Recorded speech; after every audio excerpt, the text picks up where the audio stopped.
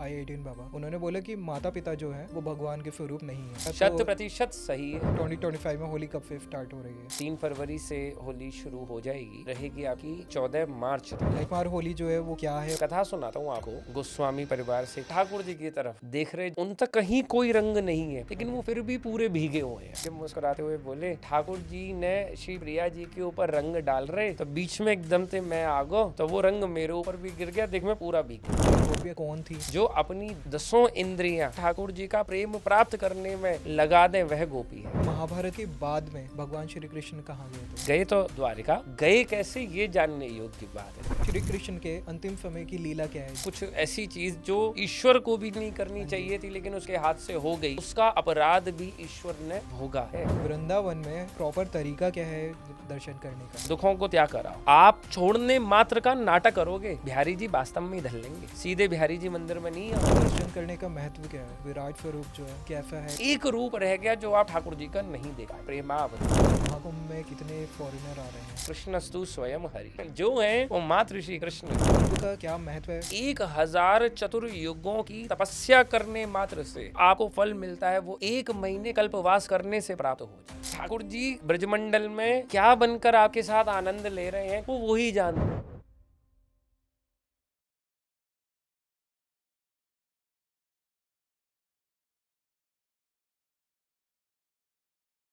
जय श्री राम। मेरा नाम है अभिषेक सिंह रजावत और आप देख रहे हैं चर्चा प्रेजेंटेड बाय हिंदू गुरुकुल।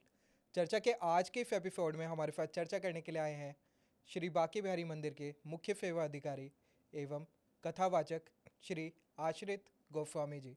तो आइए जानते हैं महाराज जी से महाराज जी के बारे में। Maharaj ji, first of all welcome to our show. Thank you. Radhe Radhe Radhe. Radhe. Kunj Bihari Shri Hardas. Maharaj ji, हमारा जो आज का जो टॉपिक है वो है होली। जय तो आज हम लोग होली के ऊपर चर्चा करने वाले हैं। जय तो मैं चाहूँगा कि होली का पहले तो आप यही बता दीजिए कि 2025 में होली कब से स्टार्ट हो रही है? मतलब कब से आप लोग सब खेलने आए? हाँ जी। जय जय, बहुत सुंदर। आ, ब्रज का जो ये महोत्सव है होली, हम्म, ये मूल में 40 दिवसीय उत्सव है। और क्या कहूँ कि अगर संपूर्ण विश्व में हम्म, वृंदावन की एक जो पहचान है, संपूर्ण ब्रजमंडल की जो एक पहचान है, हम्म, उसका बहुत बड़ा कारण होली ही है। कोई भी एक इंटरनेशनल लेवल पर भी कोई रिकॉग्नाइज्ड ऐसा चैनल नहीं है हाँ जी। जो इस समय पर ठाकुर जी के इस फाल्गुन महोत्सव में आकर इसको कवर ना करता हो। हम्म, और सच्ची में कहूँ, जब बिहारी जी ले पिचकारी बाहर आते हैं ना जगमोहन में, तो ऐसा लगता है कि पूरी दुनिया को अपने प्रेम में रंग के और सबको ही कृष्णमयी और राधेमयी कर देते हैं। होली बसंत से हमारे ब्रजमंडल में शुरू हो जाती है, जो कि 3 फरवरी की है।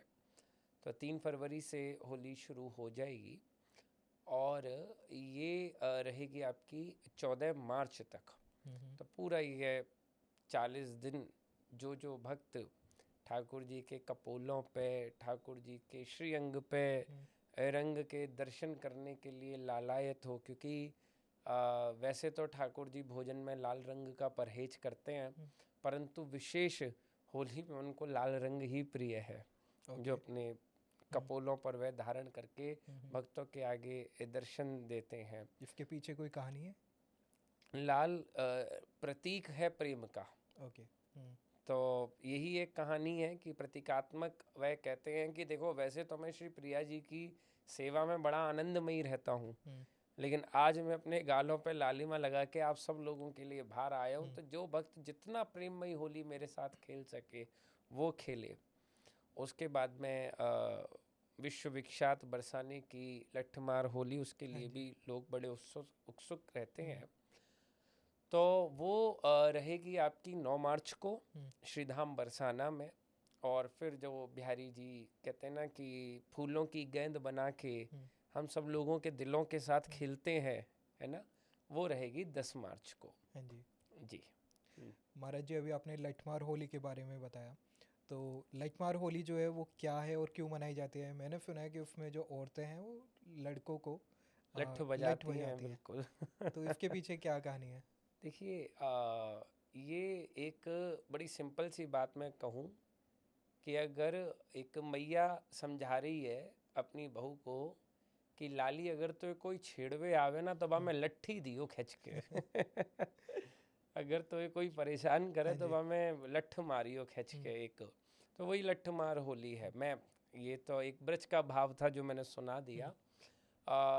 ये एक सिग्निफिकेंस है वुमेन एम्पावरमेंट का, महिला सशक्तिकरण का, कि हमारे यहाँ पर ये शुरू से ही सिखाया जाता है कि ये तो दुनिया तो आजकल समझी है इन शब्दों को, परंतु हमारे यहाँ तो बड़ा प्राचीनतम है ये विचार कि आप किसी भी प्रकार से महिलाओं को कमज़ोर ना समझें। वह बहुत शक्तिशाली हैं, उनके अंदर सशक्तिकरण है, और अगर आप उन्हें छेड़ोगे तो आपकी पिटाई भी हो सकती है।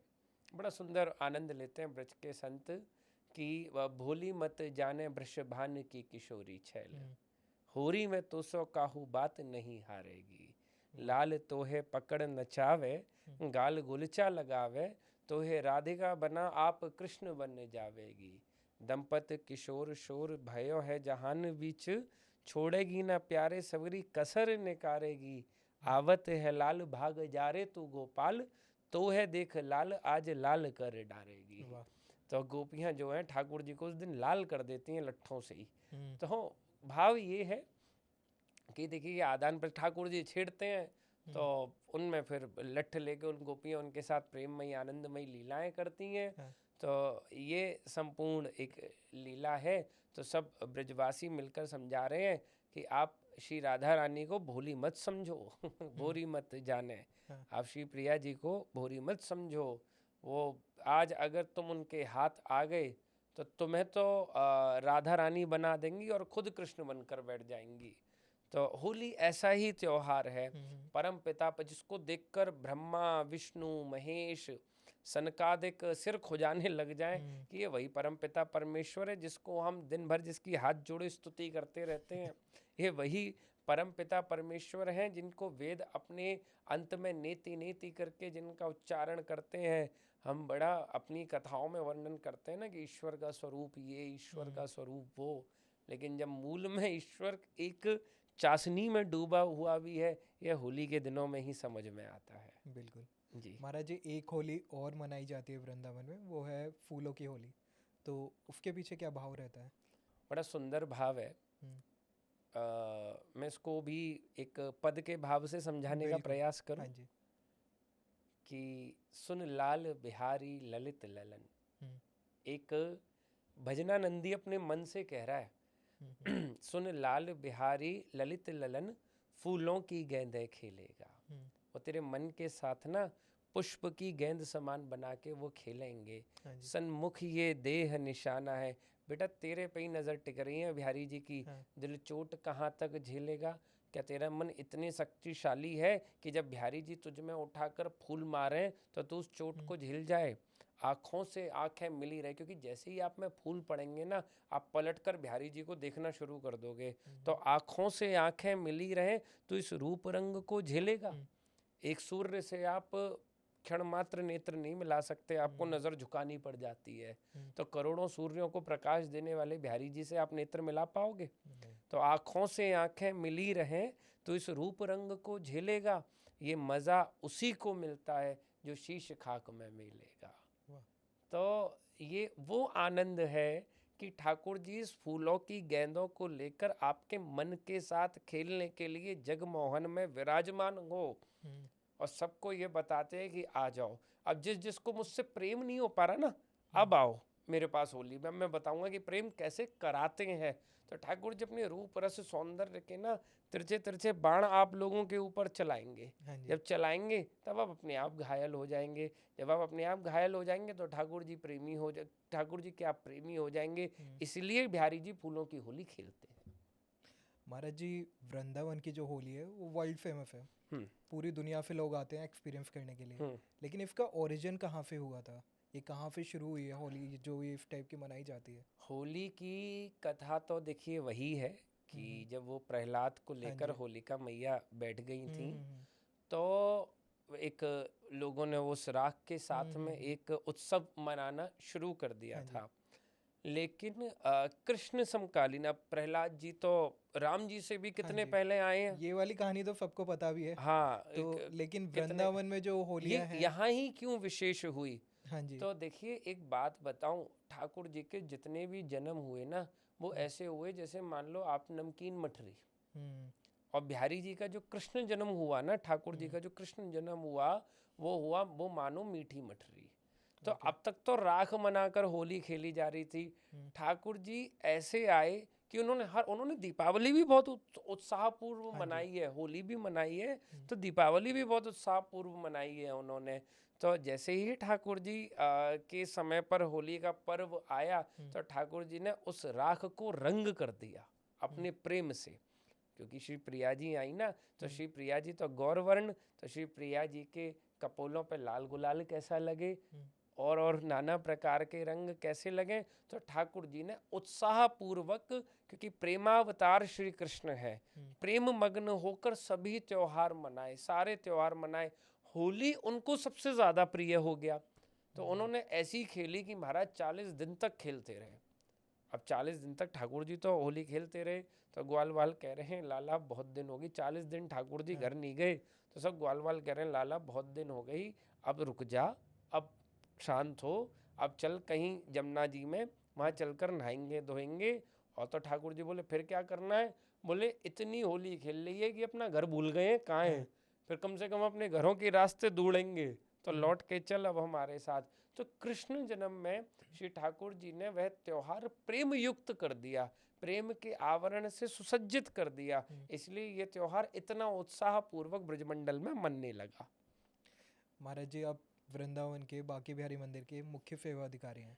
तो जिस दिन होली होती है तो उस दिन आपका पूरा स्केड्यूल क्या रहता है? गुरु जी को आप कैसे मॉर्निंग में उठाते हैं, उसके बाद में क्या करा क्या जाता है? देखिए सेवा व्यवस्था तो वही है हाँ जी। जैसे चलती करती रहती हैं। सबसे पहली बात जो उस दिन विशेष होता है, हम्म। एक तो ठाकुर जी लकुटी धारण करते हैं। लकुटी क्या होता है? एक ठाकुर जी की छड़ी। ओके। ठाकुर जी एक तो लकुटी धारण हम्म। करते हैं होली पर। ठाकुर जी को जो रंग प्रिय है होली हम्म। खेलने के लिए, हम्म। वह चोबा, ओके। चंदन, ओके। एक ब्लैक कलर का एक हम्म। आता है इत्रों का, बहुत प्योरेस्ट फॉर्म को चोबा हम्म। कहा जाता है। ओके। तो चोबा, चंदन, गुलाल हम्म। और टेसू के फूलों से, टेसू के फूल आते हम्म। हैं, उनके निर्मित रंगों से श्री ठाकुर जी होली खेलने के लिए सभी के मध्य में पधारते हैं। तो हमारे पास में ठाकुर जी की छोटी छोटी बड़ी सुंदर पिचकारी होती हैं। हाँ तो जी। हम ठाकुर जी को रंग अर्पित करने के बाद सभी गोस्वामी समाज उस पिचकारी से भरकर एक दूसरे के ऊपर रंग डालता है, और ओके। सब चकाचक ठाकुर जी के रंग में सराबोर होते हैं। और फिर तो ठाकुर जी अब आगे बैठ गए। अब ठाकुर जी कहते हैं हमसे कि खेलो, हम्म। अब आनंद करो। तो फिर हम ठाकुर जी का खूब टेसू का रंग लेके और चकाचक सब उत्साह पूर्वक दिव्यादि दिव्य त्योहार को मनाते हैं और आनंद लेते हैं। महाराज जी, होली खेलने का कोई और भी तरीका है ब्रज में? देखिए मैं सत्य एक बात कहूँ आपसे, हम बचपन में, मेरे बचपन में ऐसा होता था कि हम लोग सेवा में रहते थे, मंदिर में रहते थे, तो हम होली खेला करते थे। हम्म। तो हम रंगों से होली खेलकर ठाकुर जी के साथ होली मनाया करते हम्म। थे। और हमारे जो बुजुर्ग हैं हम्म। वो होली गाकर ठाकुर जी के साथ होली मनाया करते थे। गा करके। Yes, okay. होली का जो गायन कला है ना, हम्म। जो होली गाई जाती है हमारे हम्म। ब्रजमंडल में, जो ठाकुर जी को खिलाई जाती है। हम्म। मैं एक कथा सुनाता हूँ आपको। हाँ जी। मैं बड़ा छोटा सा मंदिर में खेल रहा था, हम्म। और एक मेरी गोस्वामी परिवार से एक पूजनीय मेरे बुजुर्ग वहाँ बैठकर हम्म। ऐसे आराम से बैठे मुस्कुरा रहे हम्म। और ठाकुर जी की तरफ देख रहे। जगमोहन में भीड़ इतनी आती करती हम्म। नहीं थी। तो मैं गया, मैंने हल्का सा, मैंने कहा बाबा हम्म। कहाँ खो गए, हाँ। इतनी सुंदर होली हो रही है। वो नहीं उठे। मैं देख रहा हूँ उन तक कहीं कोई रंग नहीं है, लेकिन ओके। वो फिर भी पूरे भीगे हुए हैं, पूरे ओके। भीग रहे हैं। हम्म। फिर मैं गया, मैंने कहा बाबा कहाँ खो गए। हम्म। सो ये मेरी तरफ नेत्र खोल के मुस्कुराते हुए बोले कुछ ना वो ठाकुर जी ने श्री प्रिया जी के ऊपर रंग डाल रहे, तो बीच में एकदम से मैं आ गो, बीच में एकदम से मैं आ गया, तो वो रंग मेरे ऊपर भी गिर गया, देख मैं पूरा भीग गया। ये होली हमारे ब्रज में खेली जाती है, ये भावात्मक होली खेली जाती है। कथा ये भी है कि एक लाहौरी ठाकुर जी के लिए इत्र बनाकर लाया था। अच्छा। तो जिन्होंने श्री बिहारी जी महाराज को प्रकट किया है, एवं जो मेरे गुरु हैं, जिनकी वंश परंपरा में मैं आता हूँ, स्वामी श्री हरदास जी महाराज भी इसी प्रकार से मग्न अवस्था में बैठे हुए, तो एक लाहौरी ने आकर स्वामी जी के श्री चरणों में इत्र रखा, और जैसी तो इत्र रखा तो स्वामी जी के पास में जो एक तारा हुआ करता था, उन्होंने वो इत्र लेकर निधवन की रज में लुढ़का दिया। प्रभु इत्र नहीं लाया था, वो रूह लाया था। मतलब कितनी मेहनत करके वो बेचारा लाया था, उसने माथा ठोक लिया, बोले बताओ मैं तो इतनी मेहनत से ये एक रूह की बोतल भर कर लाया, और ये इन्होंने ऐसे ही रज में फैला दी।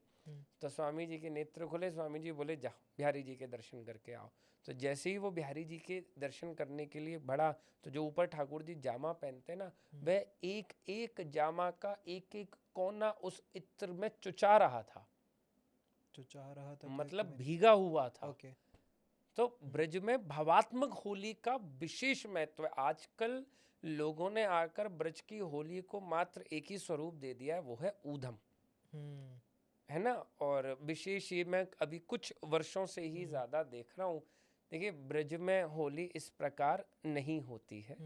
ब्रज की होली बड़ी सभ्य होली है, बड़ी शैल्यपूर्ण होली है, जहाँ सबके प्रति भावात्मक विचारों का आदान प्रदान किया जाता है, और चुप कहीं एकांत में बैठ के, कोने में बैठ के ठाकुर जी के दर्शन करते हुए ठाकुर जी को गा गा कर ऐसा लगता है कि मान लो ठाकुर जी एक एक रंग की बौछार हमारे ऊपर करते हैं। सर्वप्रथम हम सब इकट्ठे हो जाते हैं। होली दो है, एक मंदिर की समाज होली है और एक ब्रज की आम होली है। तो ब्रज गायन शैली में मैं आपको बताता हूँ क्या गाया जाता है कि होली आई रे श्याम मेरी सुध लीजो, मैं तो पड़ी रही बस सास ननद के, मेरी गलियन आए दरस दीजो। तो पहले सब गोपी ठाकुर जी से प्रार्थना करती हैं कि होली आने वाली है। अब आप मैं जैसे आप समझो गोपी का अर्थ क्या, हम जो सब उलझे पड़े हुए हैं ना, तो ये हमारा शरीर तो जान रहा है, परंतु आत्मा जानती है कि मैं उस परमात्मा का ही भाग हूँ। तो हमारी आत्मा ठाकुर जी से कहती है कि जो मैं जिस शरीर में आपने मुझे डाल दिया है ना, इसने तो मुझे 50 प्रकार के प्रपंचों में फंसा कर रखना और आप तक लाने ही नहीं देना, आप तक मुझे लेकर ही नहीं आना है। तो ये तो ऐसा है कि जो नहीं आ पाएगा। आप एक काम करो ना ठाकुर जी, आप ही आ जाओ। हाँ जी। यहाँ ये अर्थ है। यहाँ कोई सास ननद से कोई पारिवारिक संदेश मत ले जाइएगा, मतलब सास ननद मतलब अपने ही कार्यों में उलझा हुआ व्यक्ति। तो मैं तो पड़ी रही बस सास ननद के, मेरी गलियन आए दरस दीजो। और जैसे ही हमारी आत्मा ये प्रार्थना श्री बिहारी जी महाराज से करती है, तो ठाकुर जी भी अपनी ग्वाल मंडली के साथ में जब बरसाने की गलियों में पहुंचते हैं, तो सब कहते हैं कि ढप बाजो रे छैल मतवारे को।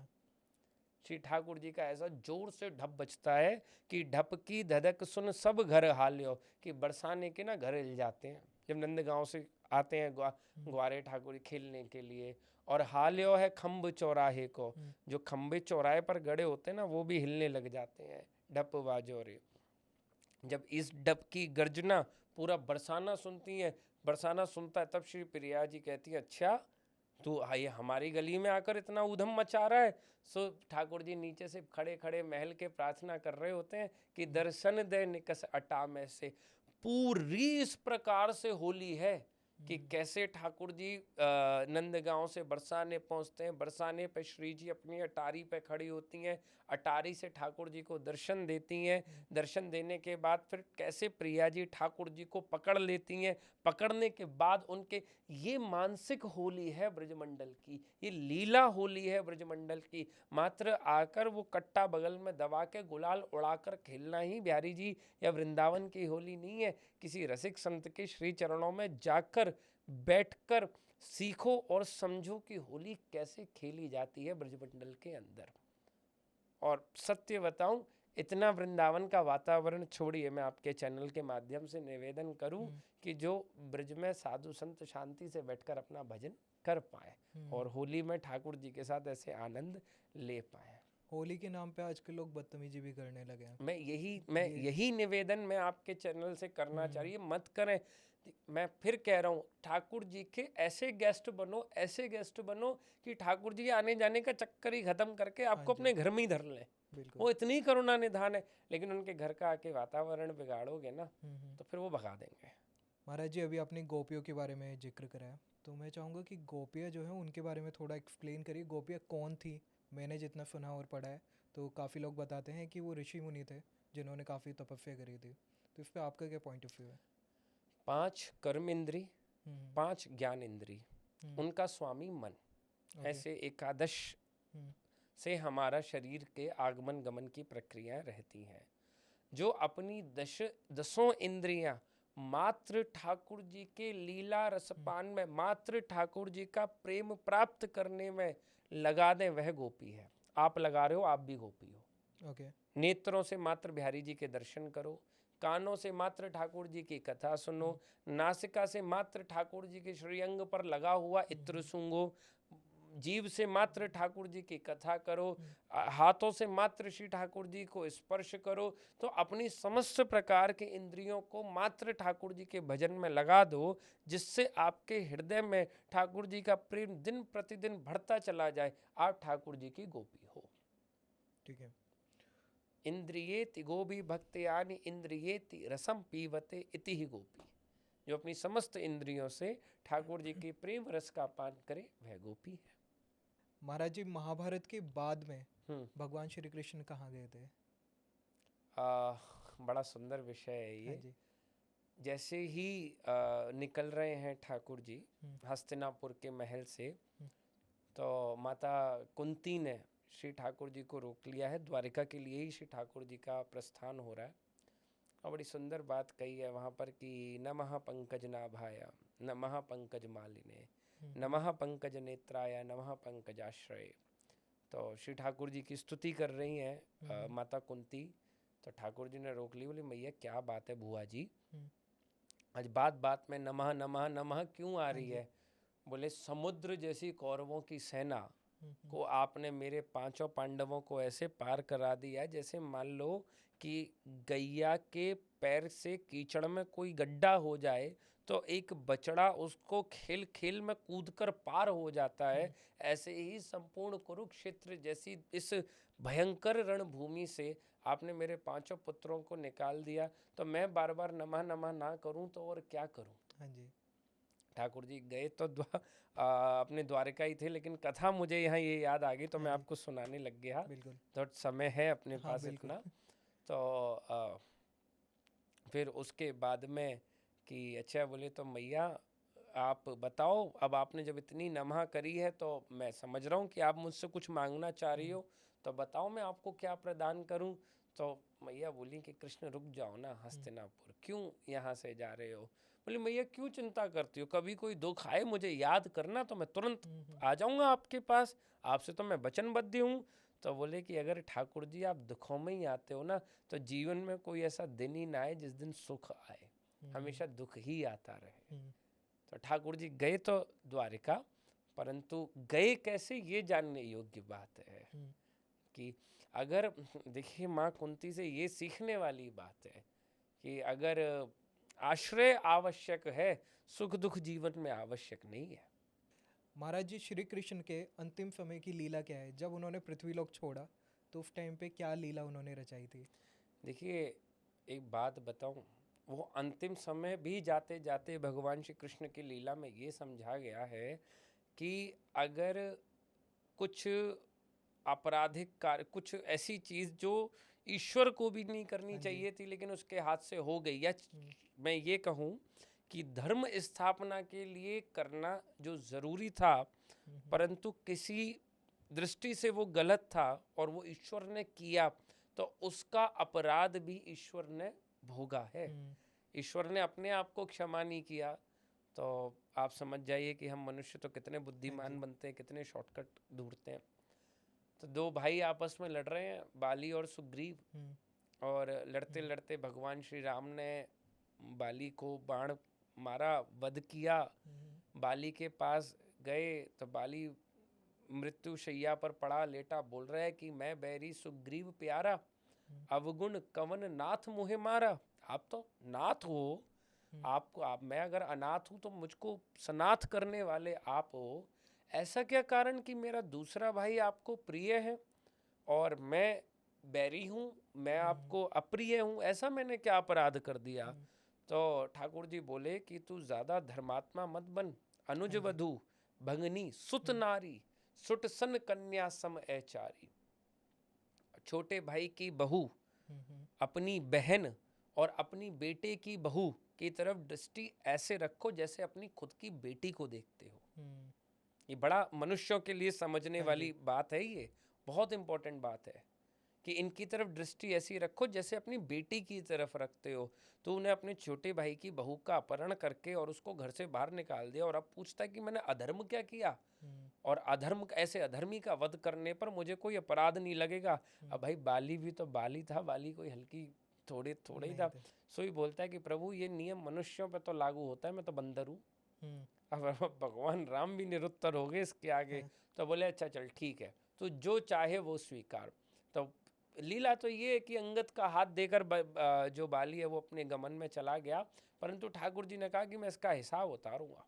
तो जब द्वापर में वह बैठे हैं तो वही बाली फिर एक भील बनकर आया है, छुपकर भगवान के अंगूठे पर उसने वार करा है। ठाकुर जी तो देखो अपनी लीला समापन के लिए बैठे ही हुए थे, तो फिर ठाकुर जी अपने अंतर्ध्यान अपने गोलोक की तरफ का गमन हो गया। तो ठाकुर जी की अंतिम समय की ये बाली की कथा कि अगर कोई अपराध कभी बन जाए तो भैया चुकाना तो पड़ेगा, उसका कोई ऑल्टरनेट है नहीं, है ना। बाली वाली जो कथा है महाराज जी, उसमें एक और जो पॉइंट ऑफ व्यू लोग बताते हैं, मैंने एक कथावाचक थे उनको सुना था, तो वो बता रहे थे कि बाली जो थे वो उनका आधा बल सामने जो भी होता था उनके पास आ जाता था। एंड वो बचपन में हनुमान जी से लड़े थे, तो हनुमान जी जैसे ही वो गए तो उनका आधा जो बल था, तो अब हनुमान जी तो हनुमान जी है, तो उनका जैसे ही थोड़ा भी बल उनके पास गए तो उनका बॉडी जो था वो फटने लगा, तो वो तुरंत सामने से हट गए और उनकी लड़ाई नहीं हुई। तो भगवान अगर उनके सामने पहुंच जाते तो फिर तो बचते ही नहीं। अतुलित बल धामम हेम शैला वदेहम धनुज बन कृशाना। बिल्कुल सत्य बात है, यही हुआ था कि बाली सबसे लड़ता घूम रहा था और उसको कोई मिल ही नहीं रहा, तो किसी ने बोला भैया हनुमान जी से लड़के हाँ दिखाओ। जी।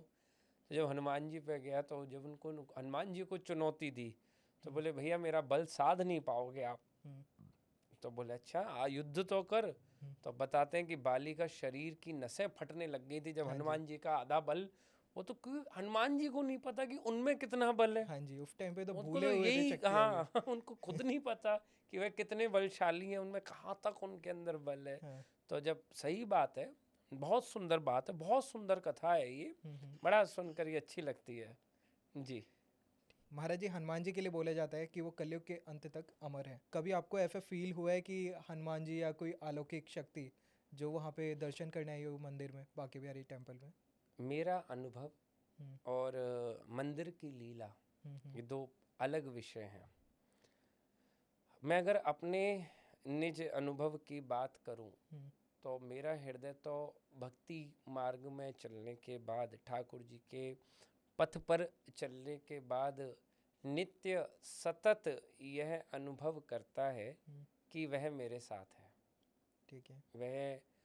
मैं जो भी क्रिया करता हूँ, मैं जो भी कार्य करता हूँ, तो ऐसा अनुभव होता करता रहता ही है कि ठाकुर जी साथ हैं। तो कोई ऐसा कार्य नहीं करना जो उनके प्रतिकूल हो, उनके विपरीत हो।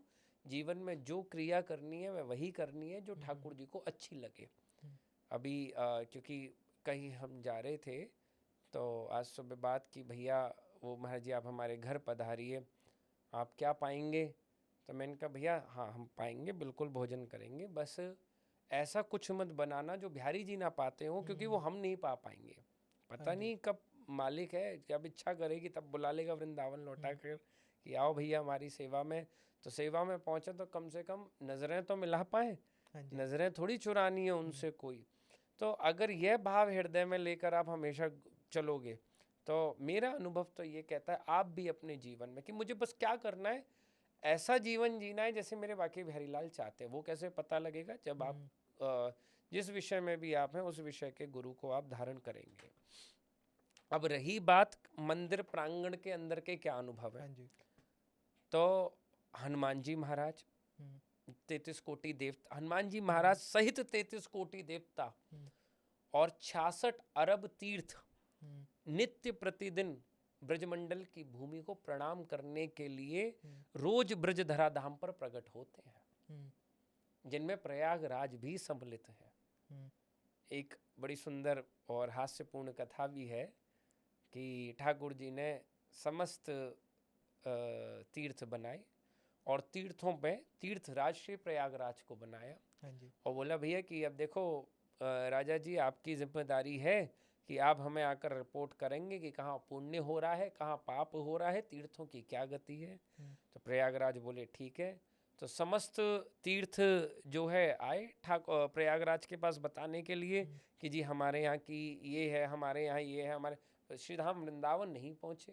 हम्म, तो तीर्थराज गुस्सा हो गए, बोले वृंदावन क्यों नहीं आए। तुरंत गए ठाकुर जी के पास।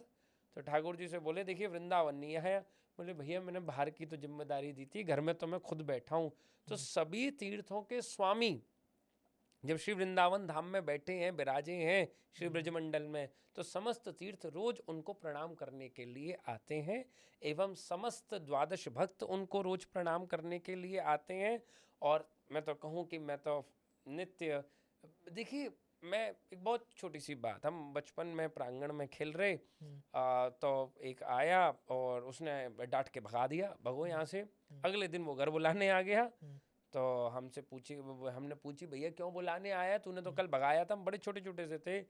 बोले भैया हमने तुम्हें भगा तो दिया, लेकिन हमें कल ही रात में स्वप्न आया कि ठाकुर जी बोले क्यों भाई लाला तेरी हिम्मत कैसी हुई जो तूने हमारे ग्वाल बाल भगा दिए। तो यही है, ठाकुर जी ब्रजमंडल में क्या बनकर आपके साथ आनंद ले रहे हैं, कैसे खेल रहे हैं, वो वही जानते हैं, वो वही समझते हैं, हम नहीं समझते। हाँ, लेकिन हमें ये अनुभव होता रहता है कि यहाँ परमपिता परमेश्वर विराजमान है।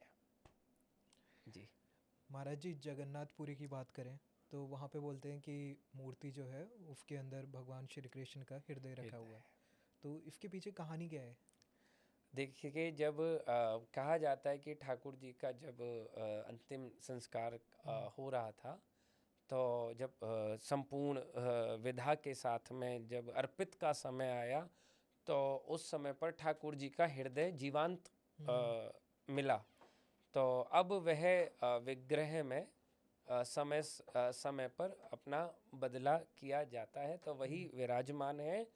और ये जग के नाथ हैं, जब संपूर्ण जग को तार रहे हैं, और वो तार ही इसीलिए रहे हैं कि उस जग में के नाथ के हृदय में जो करुणा बसती थी वो आज भी श्री जगन्नाथ जी में देखने को मिलती है, पाई जाती है, जिसके लिए नतमस्तक होने हेतु समस्त संसार पहुंचता है। आपके दिल्ली का ही एक स्थान है सराय काले खा, हाँ जी। कैसे है पता है आपको? नहीं, मुझे आइडिया नहीं है। इतने फेमस एक बस व्यक्ति थे बेचारे, वहाँ बैठकर जल पिलाया करते थे। अच्छा। तो कोई आता था, कहता था कि आप यहाँ चलो, हरिद्वार चलो, वो कहते थे मैं नहीं जाऊँगा, मेरा क्या मतलब। कोई कहता था कि जी हज चलो, इधर उधर चलो, कहते थे मेरा क्या मतलब, मैं क्यों जाऊँ। तो बोले क्यों भैया, आप मुसलमान नहीं हो? बोले मैं मनुष्य हूँ। तो बोले अच्छा, आप अगर वहाँ नहीं जा रहे तो हिंदुओं के यहाँ चलो। बोले वहाँ भी नहीं जाऊँगा। एक आया एक दिन, बोला कि चलो जगन्नाथ चलो। अब जैसी तो उन्होंने जगन्नाथ सुनी, वो तो एकदम से उत्साहित हो गए, बोले चलो चलो। बोले भाई जग में तो सभी कुछ आ गया ना। तो जाकर मंदिर में चले गए, देखे पट बंद। तो पट बंद करने के बाद में उन्होंने पूछी कि भैया, एक वहाँ पुजारी जी थे, कि आप कैसे आ गए। बोले भैया अगर हिंदू नाच सुनता तो नहीं आता, जगन्नाथ सुनी तो आ गया। तो वो तो जग के नाथ हैं और हृदय में करुणा लिए बैठे हैं। और महाराज जो काम बड़े बड़े हवन यज्ञ योग जप तप संयम समाधि राग ज्ञान ध्यान धारणा नहीं कर पा रहे हैं, वो काम मात्र जगन्नाथ जी की कड़ी चावल में हो जा रहा हाँ है। जी। वो प्रसाद पालो, देखो क्या मन निर्मल हो। और जैसी मन निर्मल हुआ नहीं तो ठाकुर जी मिले नहीं, कहा जाता है उनकी रसोई कभी भी खाली नहीं होती खाली है। नहीं होती। वहाँ जी कितने भी लोग आ जाएं लेकिन सबको खाने के लिए मिलता है। ये तो लीला है ठाकुर ये। जी का हृदय कितना विशाल होगा, जो अनंत कोटि ब्रह्मांड नायक हैं, तो सोचिए उनका हृदय कितना। तो ये तो बड़ी, ये तो अकारण करो, ये तो सहज में चलने वाली बात है। महाराज जी जी। जगन्नाथपुरी पे बात हो ही रही है, तो मैं चाहूँगा कि मूर्ति में जो जगन्नाथपुरी की जो मूर्ति है, तो उसमें उनके हाथ नहीं है, तो इसके पीछे क्या रहस्य है? देखिए, वो तो आप स्वरूप जो भी देख रहे हैं वो तो एक सुंदर सी छवि है। मुझे जगन्नाथ जी की सबसे सुंदर नेत्र लगते हैं, अगर हाँ बात जी। चर्चा विग्रह की हो रही है तो। सी बड़ी बड़ी आंख महाराज फाड़ के पूरी दुनिया को देख रहे हैं कि अच्छा तू भी आ गया, तू भी आ गया, तू भी आ गया। तो ये उनके एक वात्सल्यता का स्वरूप है, ये उनके दर्शनों का स्वरूप है कि ठाकुर जी कैसे बड़े बड़े नेत्रों से आपको निहारने करने लग रहे हैं। हाँ जी। तो अब यहाँ देखो, अब हमारी बिहारी जी देखो कितनी बड़ी भुजाएं हैं, हाँ जी। है ना। तो उनको तो द्विभुज ही बोला जाता है श्री ठाकुर जी को। तो क्यों है? क्योंकि आओ, वो अपने आने वाले भक्तों को हृदय से लगाते हैं। तो आप इतना प्रेम नहीं करते ठाकुर जी से जितना ठाकुर जी आपसे प्रेम करते हैं। जी। महाराज जी वृंदावन पे वापिस आते हैं हम लोग। तो वृंदावन में अगर कोई जाता है, तो जाने के बाद में एक प्रॉपर तरीका क्या है? काफ़ी लोग बोलते हैं कि पहले परिक्रमा लगाइए, उसके बाद में दर्शन करिए। तो आपके अकॉर्डिंग एक प्रॉपर तरीका क्या है दर्शन करने का? देखिए, मैं आपसे एक ही बात कहूँ कि मैं अभी चर्चा में थोड़ी देर पहले बोला ही था कि मात्र मैं अगर श्रीधाम वृंदावन आ रहा हूँ तो प्रयागराज की कथा से यह सिद्ध हो जाता है कि श्रीधाम वृंदावन ठाकुर जी का घर है। अब मैं आपके घर आऊँ और आकर बोलूँ भैया ये सोफ़ा हटाओ, ये एसी हटाओ, ये हटाओ, अगर वृंदावन आने के बाद आप कहो या बोलो अरे कितनी छोटी छोटी पतली पतली गलियां हैं, अरे यहाँ ये व्यवस्था नहीं है, वो व्यवस्था नहीं है, तो मत आओ, वो ज़्यादा अच्छी बात है। और अगर आ रहे हो तो ऐसे बनकर आओ कि ठाकुर जी को, आपके आने पर ठाकुर जी को आनंद हो। हाँ जी। दो तरीके के लोग हमें मंदिर प्रांगण में देखने को मिलते हैं। एक तो बेचारे परेशान हो रहे होते हैं, मर गए, दब गए, भीड़ में धक्का पड़ रहे हैं, ये हो रहा है, और उसी के बगल में खड़ा आंखों में हल्के हल्के आंसू लिए, चेहरे पे मीठी मीठी मुस्कान लिए ठाकुर जी को देख रहा है और बड़ा प्रसन्न हो रहा है। ठीक है ना। उसके होने से ठाकुर जी तो कह रहे क्या हमारा पूरे दिन रोता रहता है, होता है ना, मंदिर गए नहीं, हाँ जी। ठाकुर जी नौकरी नहीं लग रही, ये नहीं हो रही, वो नहीं हो रही, तो ठाकुर जी देखते हैं ये फिर आ गया रोता हुआ। तो ठाकुर जी अजीब, वृंदावन आओ, विशेष बिहारी जी के आगे आओ तो कभी उदास होकर मत आओ। जीवन में कोई गति क्यों ना आपके जीवन में चल रही हो, प्रसन्न चित्त आओ, बिल्कुल प्रसन्नता के साथ आओ। ठीक है ना। क्योंकि एक मैं बताता हूं आपको, बिहारी जी सुखी नहीं होते, बिहारी जी प्रसन्न होते हैं। हम आप सुख दुख में हैं, बिहारी जी प्रसन्नता में है। प्रसन्नता का अर्थ पता है क्या होता है?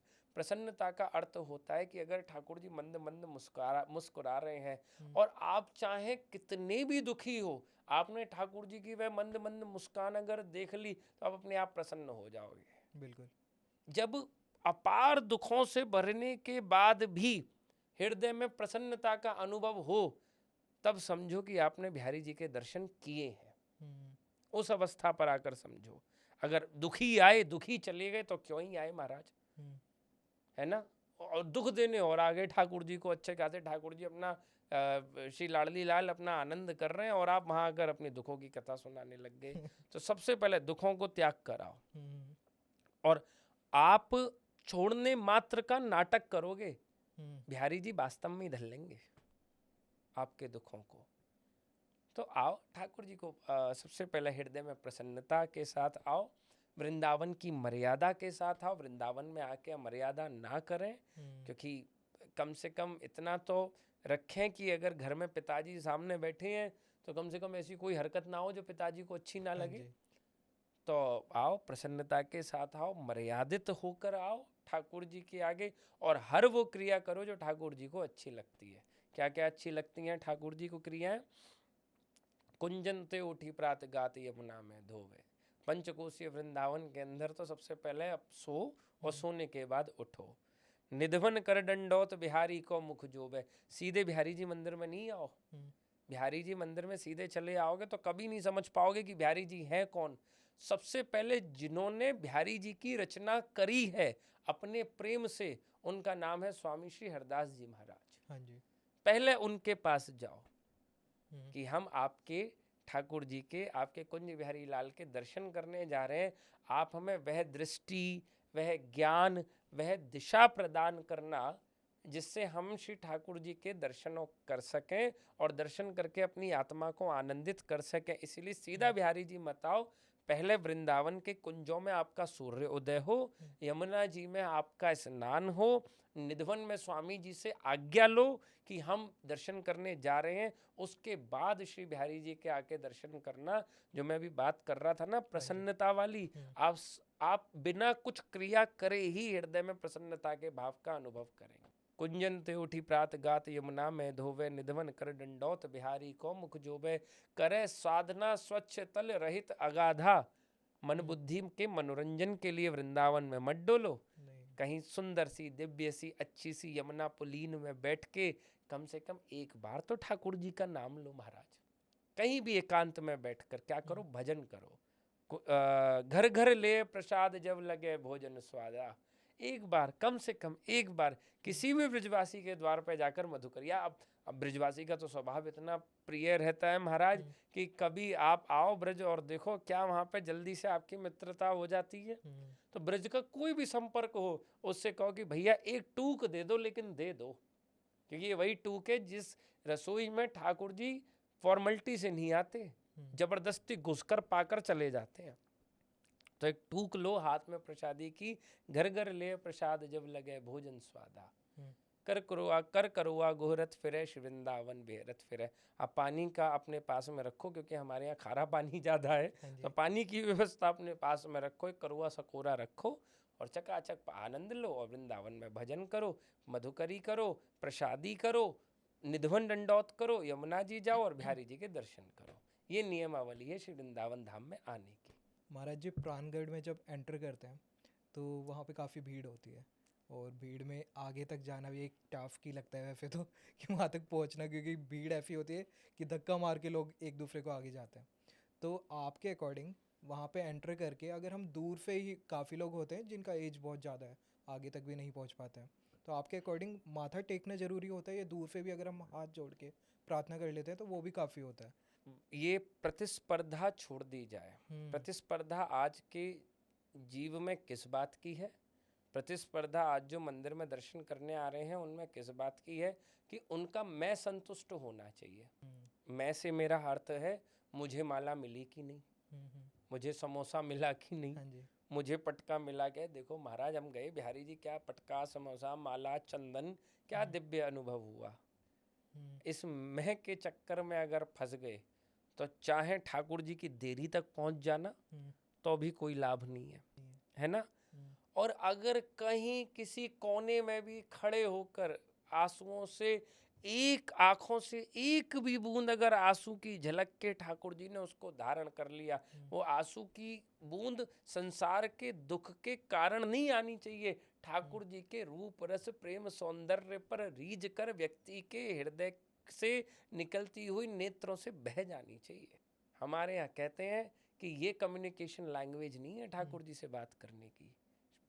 बोलकर ठाकुर जी से प्रेम नहीं किया जाता है ना। ठाकुर जी से तो मन से प्रार्थना की जाती है, और जब ठाकुर जी बोलते हैं और आंखों से अश्रु गिर जाए तो समझ लो कि आपकी प्रार्थना स्वीकार हो गई। लेकिन एकमात्र कि आप कितने सुंदर हो बाकी बिहारी लाल। तो ये भीड़ में फंसना, आगे तक भागना कि वीआईपी कटघरा में जाने के बाद ही मुझे मोक्ष की प्राप्ति होगी, ये भावना रखना कि मैं जल्दी निकट से निकट पहुंच जाऊं कैसे भी करके, ये सब व्यर्थ है, व्यभिचार है। और आप ये सब क्रियाएं ना करें, कोई किसी के कहने पर भी ना करें। अभी मैं एक बहुत छोटी सी बात करूं कि एक हम गाड़ी में आ रहे थे अभी आपके पास के लिए, तो एक अच्छा खासा युवा, अच्छा खासा, ठाकुर जी की खूब कृपा उसके शरीर के ऊपर, वो हमारे गाड़ी के गेट पर आकर खड़ा हो गया रेड लाइट पर कि हमें ये दे दो, ये दे दो, ये दे दो। बड़ी लंबी उसने पूछ सुनाई, सुबह से कुछ नहीं खाया, ये नहीं है, वो नहीं है। मेरे साथ भैया बैठे थे बगल में, तो मैंने बोला कि यार कुछ दे दो, कर दो, छोड़ो, हृदय में आगे कर। तो ये बोले कि जब तक आप देते रहोगे ना, तब तक ये लोग यहाँ से हटना नहीं छोड़ेंगे। समझ में आया? हाँ जी। तो ये बड़ा एक विचार, आज मुझे ये विचार इतना अच्छा लगा। आपसे कोई कहे भी ना कि चलो पकड़ के मैं आगे ले जाऊं, वीआईपी करा दूं, ये करा दूं, मना कर दो, नहीं करना, अपने आप व्यवस्था सुधर जाएंगी। बिल्कुल। प्रयास ये करो कि कैसे मैं मैंने कैसे सोचा है कि मुझे कैसे दर्शन होंगे, उससे बिहारी जी मिलने का प्रयास मत करो। आचार्यों ने क्या आज्ञा करी है कि ईश्वर को कैसे प्राप्त की, उस आधार पर ठाकुर जी को पाने का प्रयास करो। संसार से ईश्वर को पाया नहीं जाता, गुरु द्वारा प्रदत्त संस्कारों से ईश्वर को पाया जाता है। तो महाराज जी, दर्शन करने का महत्व क्या है? अगर हम अंदर एंटर करते हैं, पूजा तो हम लोग, क्योंकि अगर हम ध्यान लगाते हैं तो उससे बेटर मुझे नहीं लगता कि कोई पूजा है, बट हम लोग अगर दर्शन करने के लिए जाते हैं तो उसका महत्व क्या है? आप एक पेड़ से पूछ रहे हो कि मिट्टी का क्या महत्व है। अगर ये प्रश्न है हाँ जी। तो आप अपनी आत्मा से पूछ रहे हो कि परमात्मा से मिलने का क्या महत्व है। एक काम करें, एक वृक्ष को मिट्टी से अलग कर दें और देखें बेचारा कितने दिन, क्षण, थोड़ी बहुत देर की उसकी आयु है। तो अगर आप नेत्रों से जब ठाकुर जी को निहारते हो ना, दर्शन करते हो, ये भी एक इंद्रिय है जिससे ठाकुर जी की रूप रस लीला माधुर्यता का आस्वादन आप हृदय की गति में कर रहे हैं।